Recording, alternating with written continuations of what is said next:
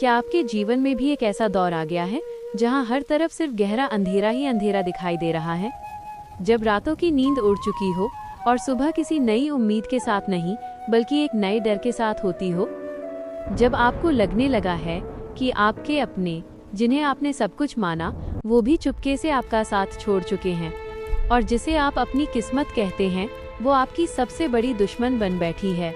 आप दिन रात एक कर रहे हैं, पूरी ईमानदारी से अपनी राह पर चल रहे हैं, किसी का बुरा नहीं चाह रहे, फिर भी आपके हिस्से में सिर्फ और सिर्फ असफलता, धोखा और ये खामोश आंसू ही आ रहे हैं।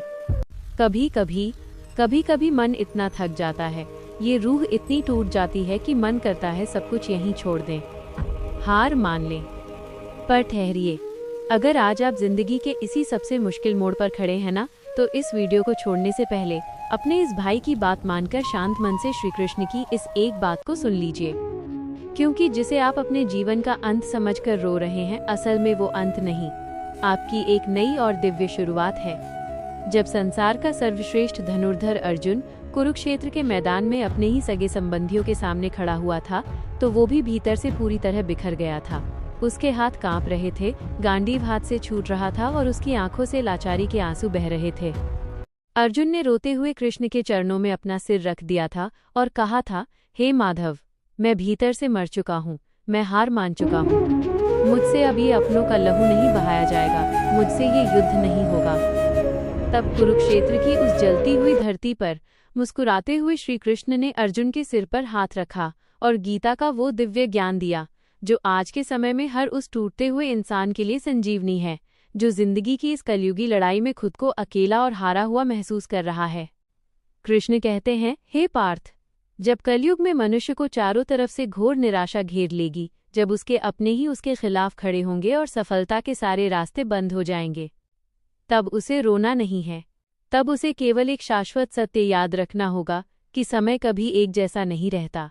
अगर आज बुरा वक्त पैर पसार कर बैठा है, तो इसकी क्या औकात कि ये कल भी टिका रहे? मेरे दोस्त, ईश्वर आपकी परीक्षा तब नहीं लेते जब आप खुशियों के महल में मुस्कुरा रहे होते हैं। परीक्षा तो तब होती है जब आपके पैर के नीचे की जमीन खिसक चुकी होती है और खोने के लिए कुछ नहीं बचता।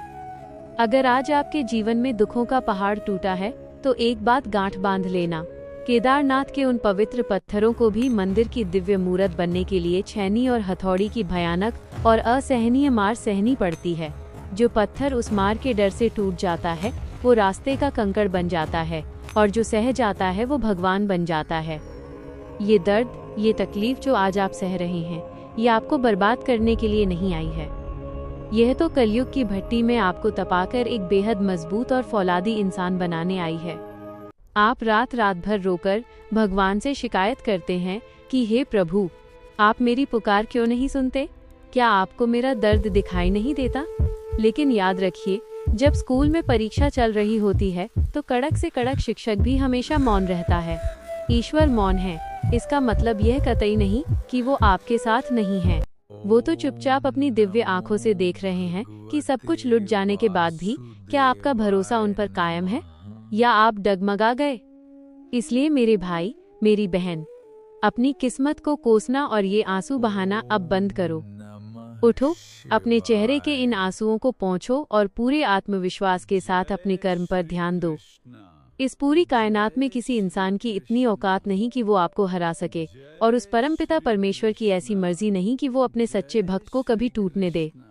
स्वयं नारायण ने गीता में साफ साफ शब्दों में कहा है, हे इंसान, तू करता वही है जो तू चाहता है, पर होता वही है जो मैं चाहता हूँ। इसलिए तू कर वही जो मैं चाहता हूँ, फिर देख, होगा वही जो तू चाहता है। अपना ये टूटा हुआ मन, अपनी सारी चिंताएं, अपने सारे दुख और ये आंसू उस जगत के पालनहार श्री कृष्ण के चरणों में सौंप दो, और एक बार पूरे दिल से बंद आंखों से मुस्कुराकर कहो, जय श्री कृष्णा। बंद रास्ते अपने आप खुल जाएंगे। अगर इस दिव्य कथा ने आपकी आत्मा को छुआ हो, आपकी सोई हुई हिम्मत को जगाया हो और आपके अशांत मन को थोड़ी भी शांति दी हो, तो इस वीडियो को एक लाइक जरूर दीजिएगा। इसे अपने उन अपनों के साथ शेयर कीजिएगा जो आज जिंदगी से निराश हैं, और कमेंट बॉक्स को पूरे गर्व से जय श्री कृष्णा लिखकर भर दीजिए। क्या पता आपका ये एक कमेंट किसी टूटते हुए इंसान की जिंदगी बचा ले। ऐसी ही और भी दिल को छू लेने वाली दिव्य कथाओं से जुड़े रहने के लिए हमारे चैनल को अभी सब्सक्राइब करें और उस घंटी के बटन को दबाना न भूलें। मिलते हैं अगली एक और चमत्कारी कथा में, तब तक के लिए जय श्री कृष्णा।